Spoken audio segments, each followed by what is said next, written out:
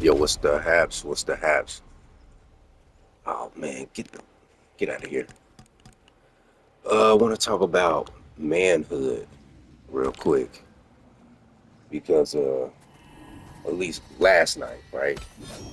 And this is documented on my video gaming channel. I'm not gonna promote my video game channel, but if you just so happen to come across my video game channel and you know it's me, then you'll see it, you'll hear it. Uh, was playing Conan. Undisputed, right? Video game Undisputed, the boxing game, with a buddy of mine, right?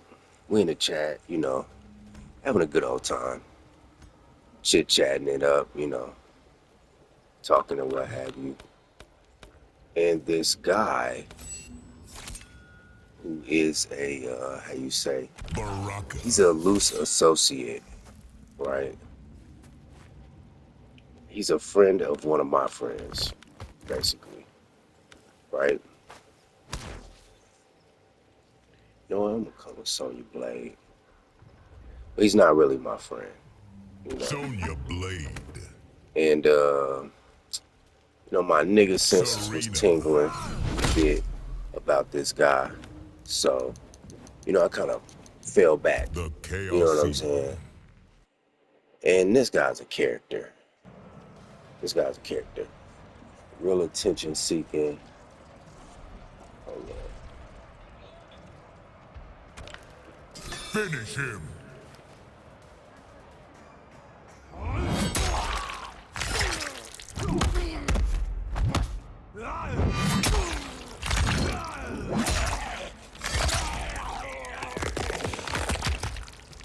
Fatality. Conan wins. Real attention seeking.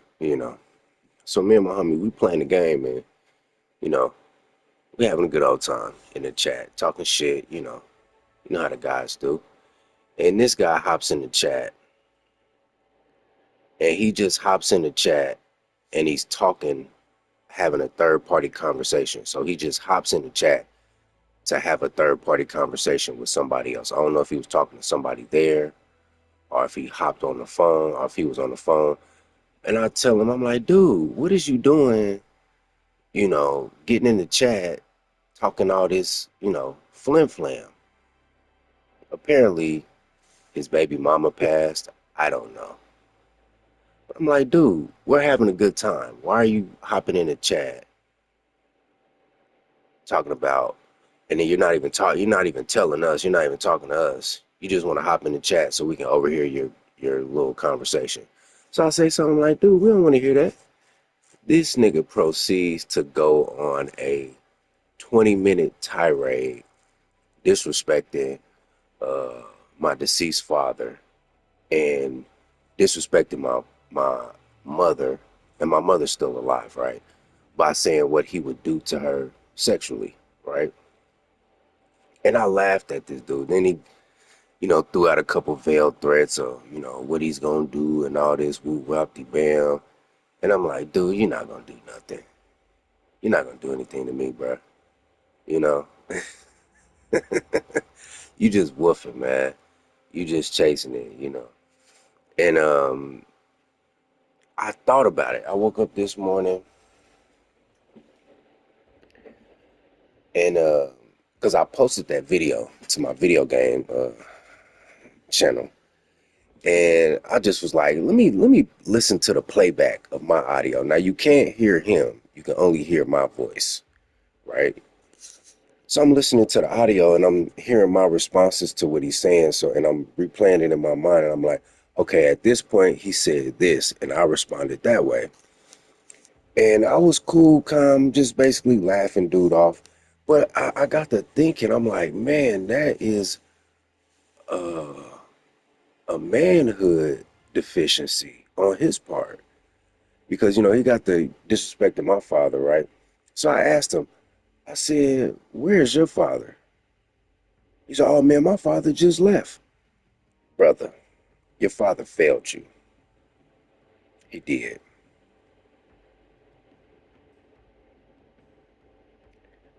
He did.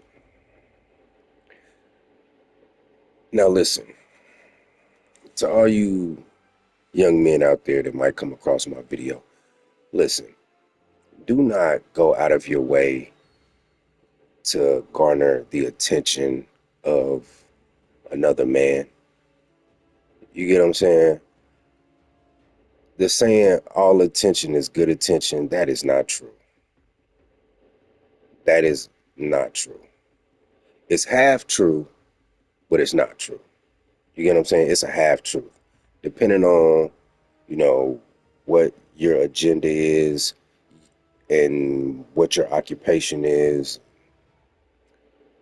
what the environment that you're in is, then yeah, all attention could be good attention. But that is not an applicable statement for everybody in every situation. You know what I'm saying? Sometimes it will serve you best to not garner any attention. And the last thing you want to do is to be wantonly disrespectful to garner the attention of another man. Bad idea. You get what I'm saying? Now, I say his manhood is lacking and his father failed him and failed to install proper manhood in him because let me, let me just sidebar real quick. Um, how can I put this? Throughout my life, I have turned down and or just flat out rejected numerous women. Not just one or two. I can probably count on two hands, maybe even a third hand. Probably close to a dozen women throughout my life whom I've rejected. Whether I've curved them, gave them the cold shoulder, or just outright told them, nah, you're not my type. You get what I'm saying? And what I've learned is that women do not take rejection well at all. You get what I'm saying? If you reject a woman, brother, this for the young brothers, if you reject a woman, uh, they, man, look, they lose their shit. They really do. Especially you brothers need to be careful. Now I'm going somewhere with this, so follow me. Especially if you brothers are working with females, you're in these, you know, blended work environments where the demographic is 50-50 male female or 60-40 male female. You get what I'm saying? You got to be careful. I would advise you brothers to not deal with women whom you work with in that manner.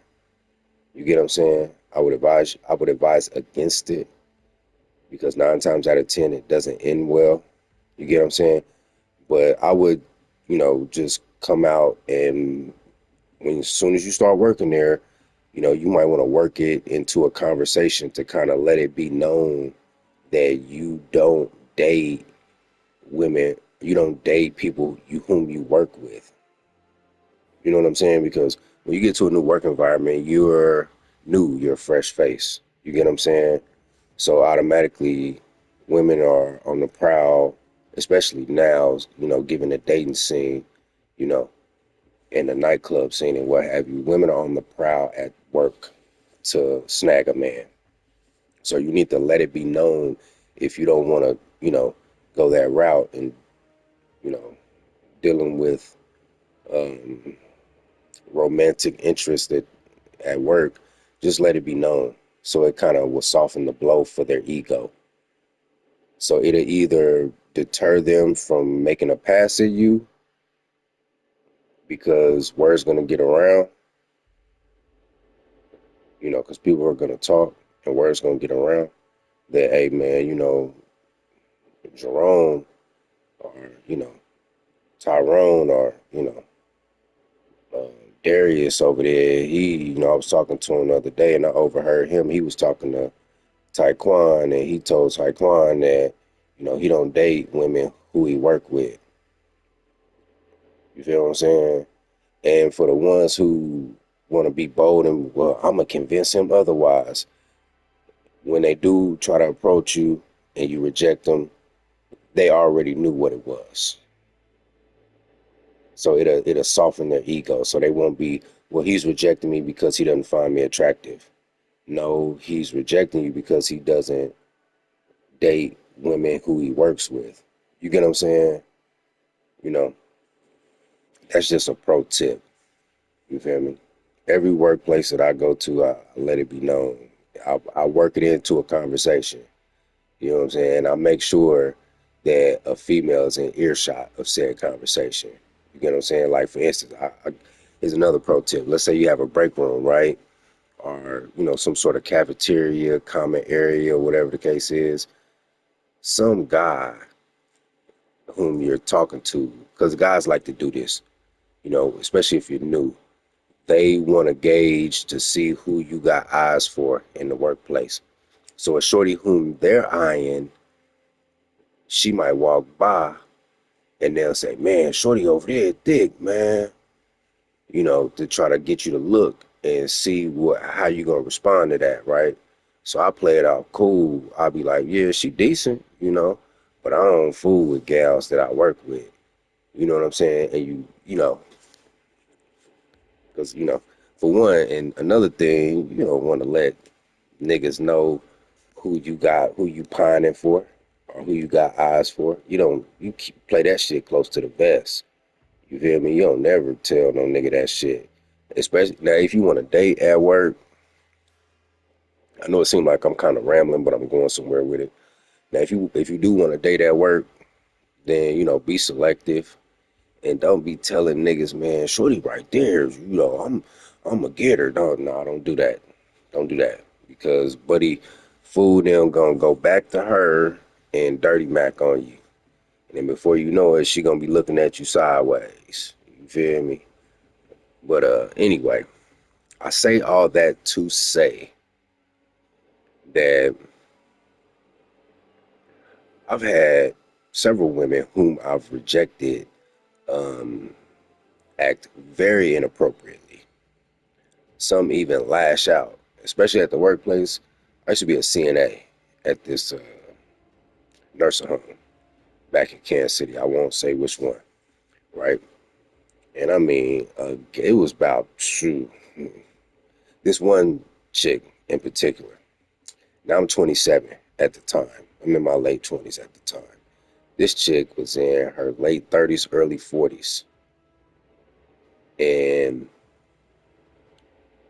um, we're feeding the residents for breakfast.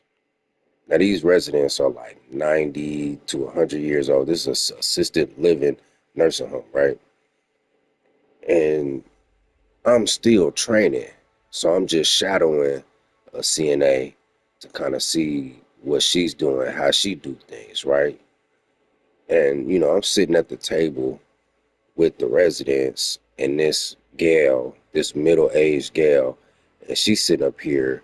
It's 7 o'clock in the morning, and she is talking provocative. I mean, graphic.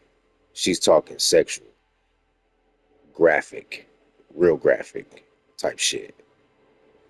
And I'm just ignoring her. I'm just like trying to play it off. I know she's making a pass at me,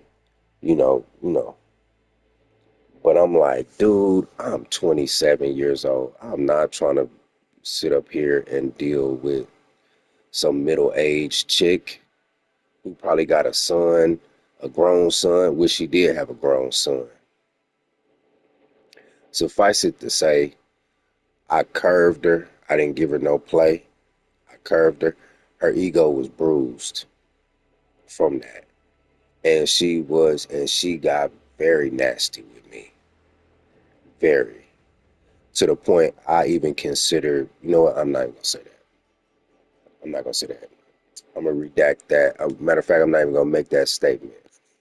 But I say that to say she lashed out. Once she got rejected, she lashed out in an inappropriate way. You get what I'm saying? Likewise.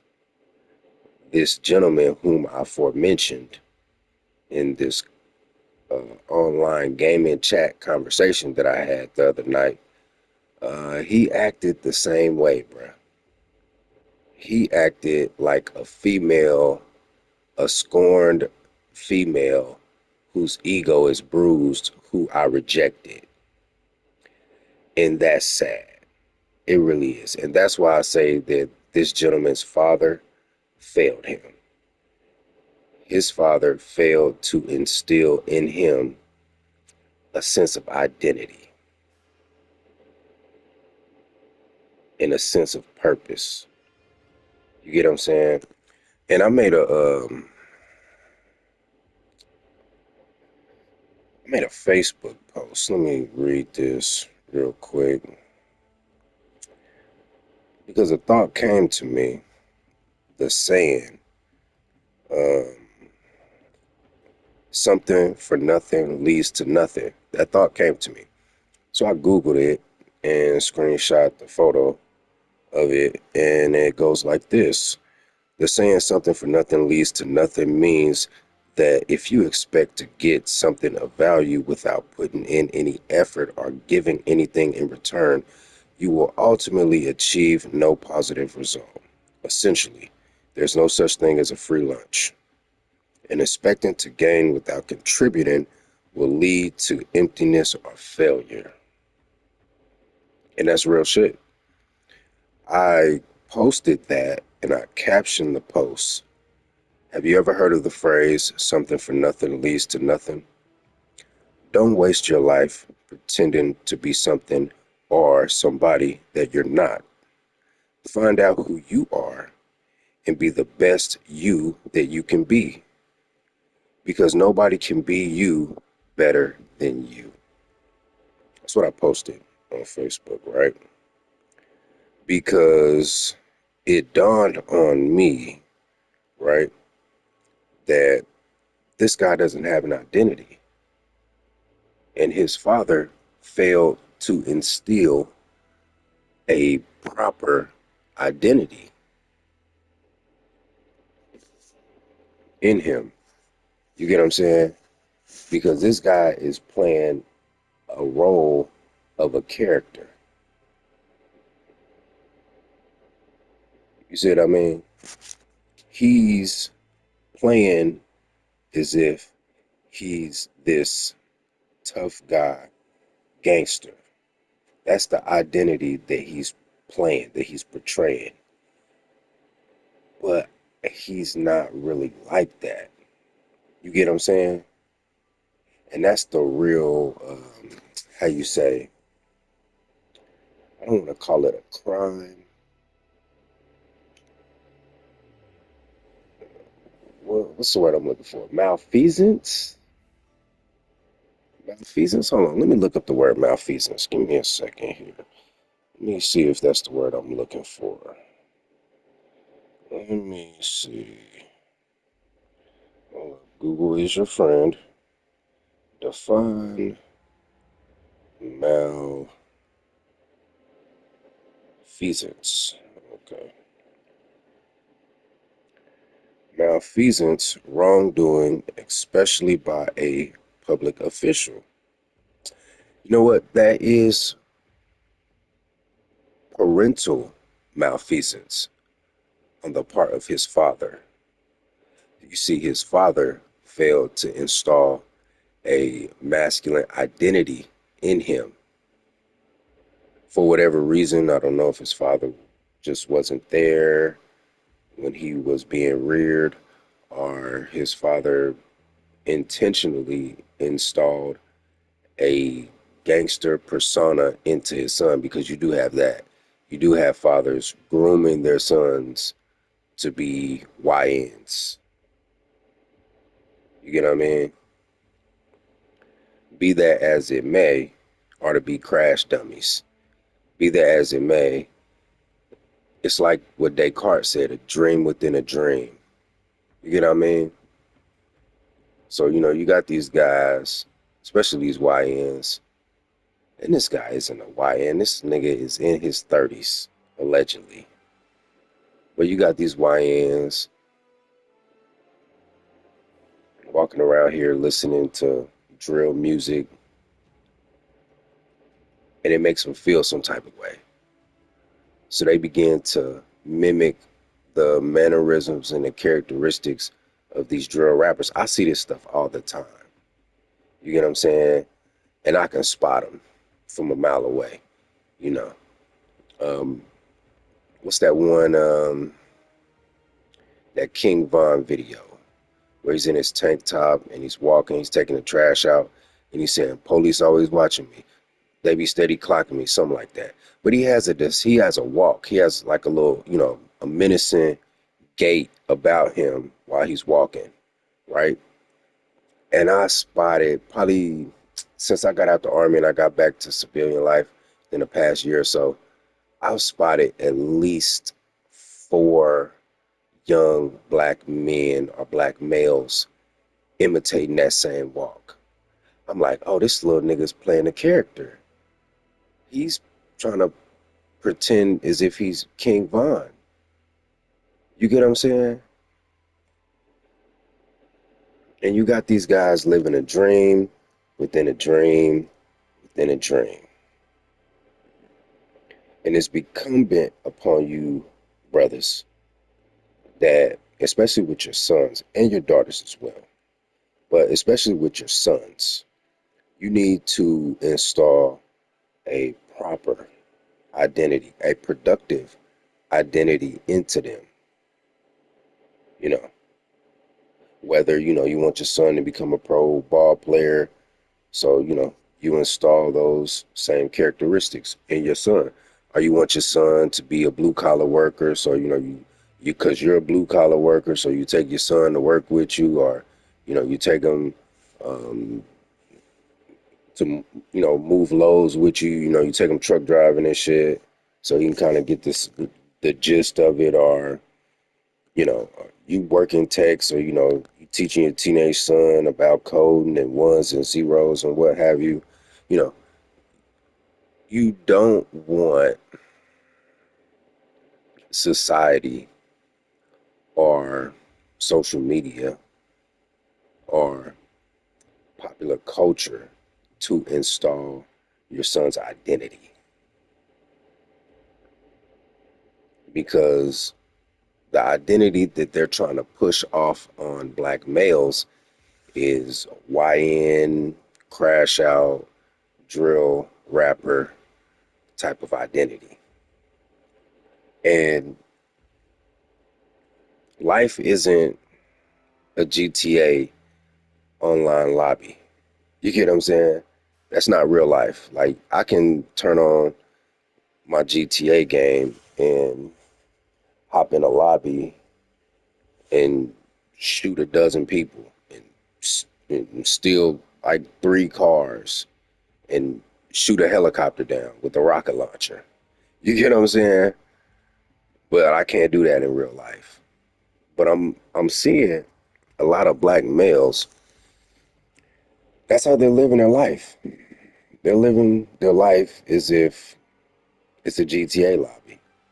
Like they can do anything they want to. And there's no repercussions to their actions or words. You get what I'm saying? And that's just not the case.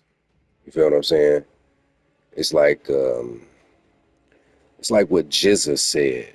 Jizza from the Wu-Tang Clan. Shout out to Jizza the Genius. I am a Wu-Tang Clan fan. And I am a Jizza the Genius fan. I did get Liquid Source, the album Liquid Source. And in this album, Jizza said, life is like a deadly video game with just one man. You get what I'm saying? And I made a video years back on this same, well, it wasn't the same topic, but I quoted that line from that song to title the video. And I might have been saying something along this particular train of thought right here, this little particular stream of thought, that life is like a deadly video game with just one man. You don't respawn. And I don't mean respond, I mean respawn, like RESPAWN. You do not respawn in real life. Once you get wasted or you get unalived, or you feel me? You're not coming back. You know, in GTA, you can hop in a stolen car, smack into a pole, fly out the windshield, you know, scrape on the ground. Your character will be unalived, and then seconds later, you will respawn at the hospital. That's not real life. In GTA, you can get into a shootout with, some NPCs, and they waste you, and you just respawn. Your character respawns at the hospital seconds later. That's not real life. You get what I'm saying? So, brothers, make sure that you install a productive identity in your son. You get what I'm saying? Because it's sad, but the manner in which this person, the aforementioned male that I'm speaking of, the way he acted was the same manner in which his mama, his hood rat, Newport short smoking, bonnet patting, um, pajama pants, dingy pajama pants wearing, dusty flip flop wearing, WIC voucher having, baby mama mother would act if she came to me and made a pass at me and I rejected her and she couldn't handle rejection. For whatever reason, you know, I don't know what this guy's deal is. I'm not a psychologist. I don't even play one on TV. But I did take psychology in college, though. But anyway, and I still got my psychology book, by the way, on my bookshelf. I need to read through that. Yeah. But anyway, yeah, straight bitch, man. Dude acted like a straight up bitch. Real shit. Straight up bitch, man. And you see, one thing, shout out to my father. My father wasn't perfect. He wasn't. He had his flaws. I'm not up here um, deifying my father. You know, he had his flaws. But one thing that I thank him for is that he installed a positive identity in me. You get what I'm saying? I know who I am. And one thing, right, that my father taught me that always stuck with me, and I didn't get it until I got older, right? I was going to Southeast Middle School in the mid 90s. This is probably, well, I'm gonna spare you the details, but I got into it with this kid. Now, Southeast Southeast is Southeast Middle School, and then there's Southeast High School. So whatever middle school you're going to, when you complete middle school, you're gonna go to that high school, basically. But yeah, Southeast is off of 63rd and Swope Parkway, right across the street from the Swope Park in the Kansas City Zoo. But in middle school, I was going to Southeast, right? And this kid there, he was, talking a bunch of jive to me and whatnot. And we got into it and almost got into a fight, right? So word got back to my parents. I got home and I was telling my dad, I'm like, Dad, he said this, that, and the third. And my dad was like, son, if somebody says this, just say whatever, whatever, whatever. And I didn't get it because at the time I was young and I couldn't wrap my mind around just letting somebody, just not getting on somebody's ass when they, say something off the wall to me. You feel what I'm saying? But it's not necessarily that, you feel me? Because where I came from, if somebody, popped off at you or said some off the wall shit, you had to check it right then and there. You get what I'm saying? Whether you verbally checked it or whether you physically checked it.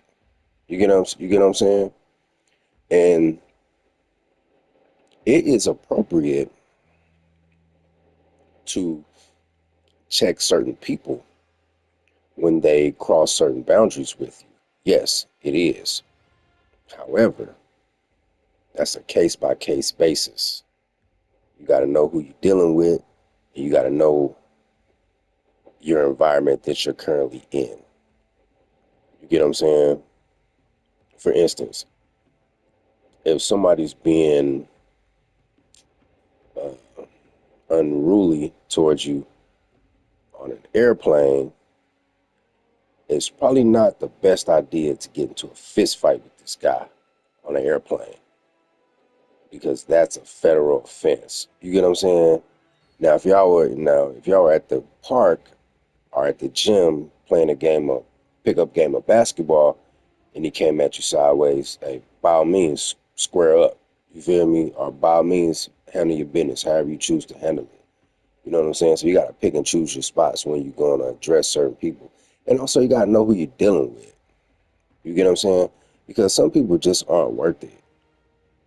You get what I mean? And during this engagement, it became clear to me immediately that this guy was just simply saying just the most wantonly disrespectful thing he could to me, just to simply get my goat and just to simply get me emotional. He wanted to get me emotional and wanted to play with my emotions and get me upset with him. And I did not allow him that. I didn't allow him that. So he became even more flagrant and more disrespectful by disrespecting my deceased father and then disrespecting my currently living mother. You get what I'm saying? So I knew what the play was. I'm like, oh, this dude just trying to troll me. He trying to what they say, how you say, mind fuck me. He's trying to mind fuck me. He's trying to emotionally. He's trying to screw with me emotionally. You get what I'm saying? So you gotta know who you're dealing with, because sometimes you'll come across people in life who are just so miserable and who lack an identity that their only identity is to make other people miserable. You get what I'm saying? So you gotta know. It's like, listen, man. It's like the saying goes: a coward dies a thousand deaths. You get what I mean?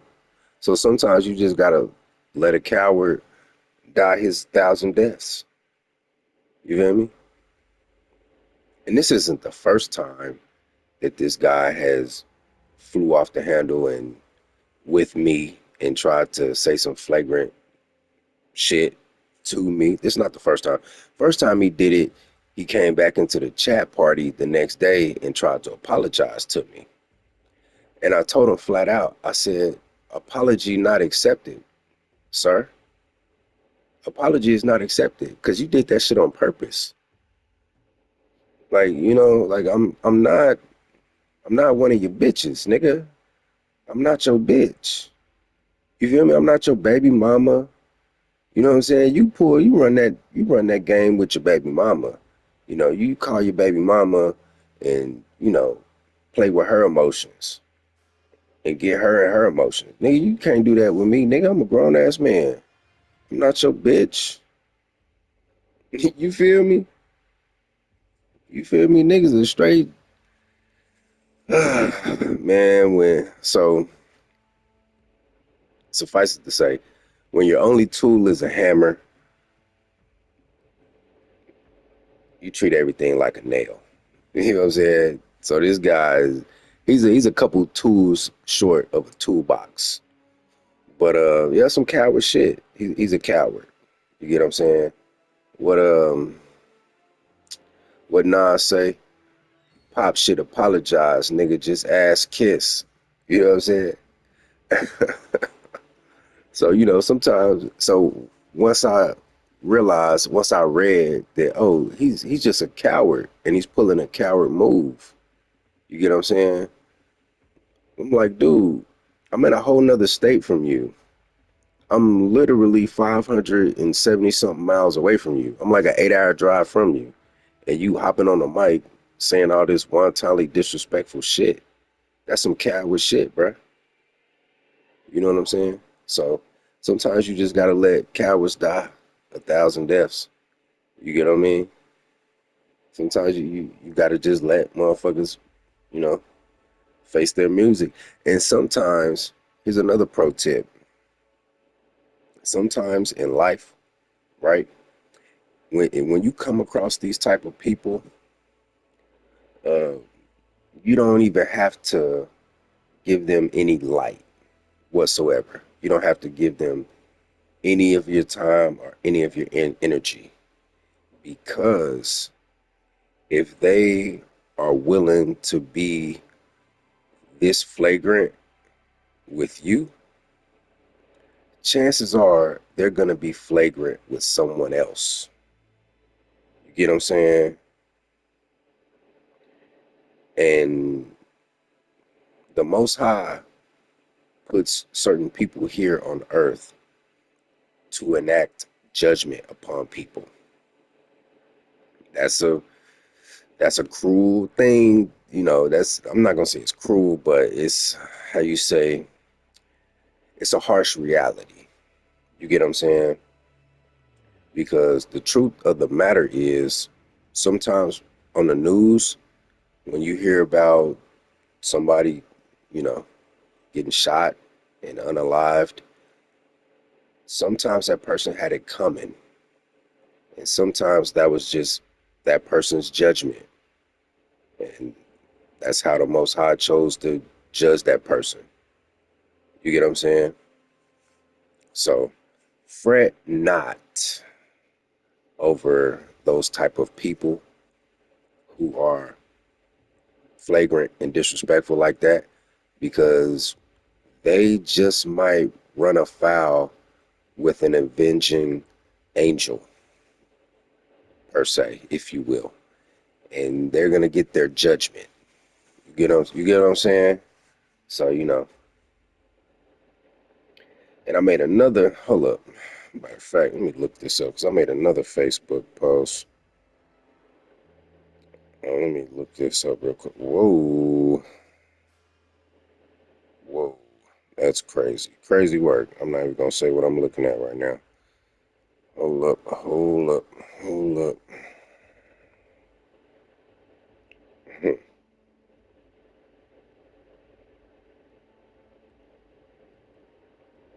Hold up. Where's that? No, that's not it. Ooh, it's something about Newton's cradle. And I made a video about Newton's cradle as well on my old channel a few years back. Hold up. Where's it at? Where's it at? No, that's not it.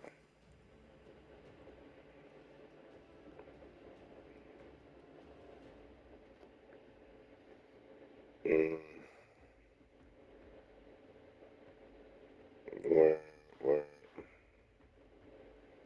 No. Ah, here we go.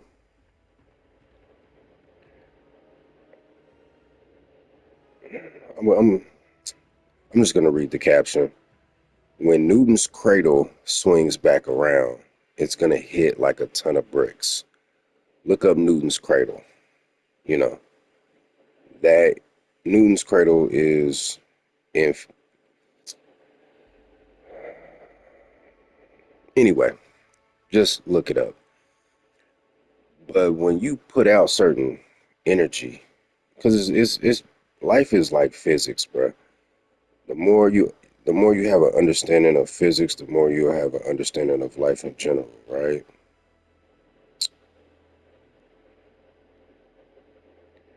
But basically, Newton's cradle is I wouldn't say it's a tool, but it's kind of like a statue, right? or a figure that demonstrates that once energy goes out, energy comes back. That same energy comes back. You get what I'm saying? So moving forward, I've really been, and I don't necessarily hate to use this term, but this term it's kind of cliche, but it's true. I'm protecting my energy, right? And what that means, as far as my interpretation of that is that I'm mindful of who and what I give my energy or put my energy towards. You get what I'm saying? And when I do put forth energy, I make sure that I put forth what I consider positive energy because I know that this energy that I'm putting out very well so may come back to me. So I want the positive energy that I receive back. So I want the energy that I receive back to be positive. So I put forth positive energy. And I make sure that when other beings come into my circumference or they come into my purview, per se, that I don't allow them to manipulate my energy. I give them no light. I'm not gonna allow you to play with my emotions and alter my energy. You get what I'm saying? Because you have energy vampires out here, and that is the troll culture of today. That energy vampirism is this troll culture that you see. Because you'll have people who, especially on social media, it's crazy on social media, bro. You have people, think about this. There are people, actual people, who have dozens of ghost accounts, and all they do is scour social media and look for people whom they can energetically feast off of. That, if you're in a group, a Facebook group of some sort, and you post a comment on a post, every so often you're gonna have a troll that's gonna hop in your comment and say some, try to say some flagrant shit to you to try to get you emotional, and then as soon as you respond, there it is. Now he can start energy siphoning your energy by energy vampiring. You get what I'm saying? And lately, and it's probably gonna be the protocol. It's probably gonna be our protocol moving forward. Any any shit that I don't like on my social media, I'm blocking you. If I'm on TikTok and I make a comment in a post and you hop in my comment thread and you reply to me in some in a disrespectful manner, you're trying to, get me to get emotional and get in my, feelings or whatever, I'm gonna block you. I'm just gonna block you. Or at the very least, if I don't want to block you for whatever reason, at the very least, I'm just gonna tell you, hey man, have a good day. Have a good day. If you can. Because apparently you're not. You know what I'm saying? So farewell, sir. Have a good day. You know what I'm saying? That's all I can tell you, you know. But yeah, because this is a side note, I had a buddy of mine, especially on Facebook, it's bad. Facebook is toxic. Facebook is real toxic. Now, people say that Instagram is toxic, but, not necessarily. But Facebook is definitely toxic. And Facebook is mainly just your friends and family. You get what I'm saying? So you got to be extra vigilant if you have a Facebook. And you got to set up a lot of boundaries on your Facebook. You know what I'm saying? Because you'll have friends and family, coming in your purview, coming in your comments, trying to siphon your energy, trying to play in your energy. You get what I'm saying? Like one thing I don't like on Facebook is that people will sit up here and tag me and shit and post shit on my wall. I'm like, sir, and I altered that setting a few years back because I didn't like that. I didn't like people tagging me and shit and then it pop up on my wall. Now, if somebody goes to my Facebook and they're going down my timeline, my Facebook timeline, and they see this bullshit on my wall that you posted on my wall, they're gonna associate that bullshit with me. You get what I'm saying? So I got it now, and I've had it like this for years because I had a particular relative of mine. This nigga would tag me in some shit like two, three times a week, and this shit would just be popping up on my fucking wall. So I ended up blocking this dude anyway because I'm like, dude, you not serving me, so you not serving, my purpose. So I got to get you from around me. You feel me? Got to cut the fat, as Floyd Mayweather once said. You got to cut the fat, man. But yeah, man, I got it to where if you want to tag me in something on Facebook and that post potentially pops up on my wall, I have to review it and approve it. And 9 times out of 10, I'm not gonna approve it. I might hop in the comments, I might thumb it up, or LOL, but I'm not gonna put that shit on my wall. You get what I'm saying? And another thing I don't like, and I had to make this, I had to put this out there. I had to make a public declaration of this. I said, man, listen, don't send me shit. Don't send me any videos or anything in my DM. Why are you sending me this shit? Oh, because I had a one homie. I'm like, dude, why are you sending me this shit? Oh, man, I thought you'd like it. I'm like, brother, we have a group chat. Put that shit in the group chat so everybody can see it. Why the fuck are you just sending me this shit? You get what I'm saying? If you think it's funny or if you think it's amusing, post that shit on your wall or send it in the group chat. You get what I'm saying? Why are you sending me this shit? So I have to make a post on Facebook and tell people like, hey, listen, don't if you send something to my DM, bruh, I'm gonna either restrict you or I'm gonna block you. You get what I'm saying? But yeah, sometimes you gotta set boundaries for people, man. You know. But yeah, man, that's just a thought that I want to, put out there. Do with that information what you will. But yeah, man, brothers, if you have a son and or a nephew or younger cousin, you make sure that if you're gonna install an identity in them, you make sure that you install a productive and positive identity. Because it's all fun and games until, little man in them comes across somebody who's not going to be as merciful and forgiving and understanding. You get what I'm saying? And oh, my baby didn't do nothing, but you didn't sat up here and taught this little and fostered and incubated his behavior.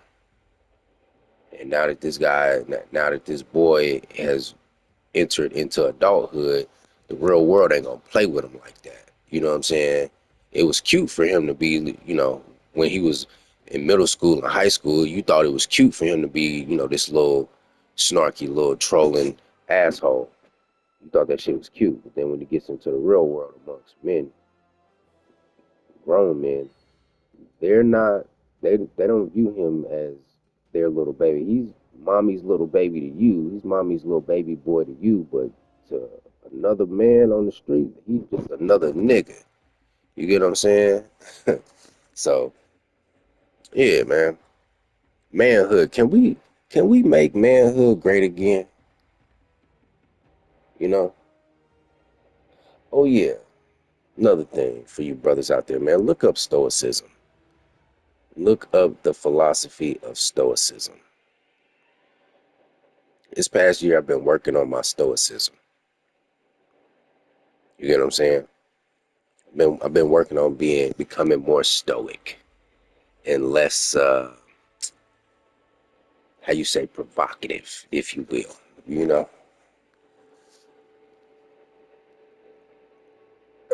But God ain't done with me yet. He's still working on me, you know. Not saying that I've mastered it, but I'm getting better at it. Be mindful. Be mindful of what you do. Be mindful of your thoughts. Be mindful of what you say.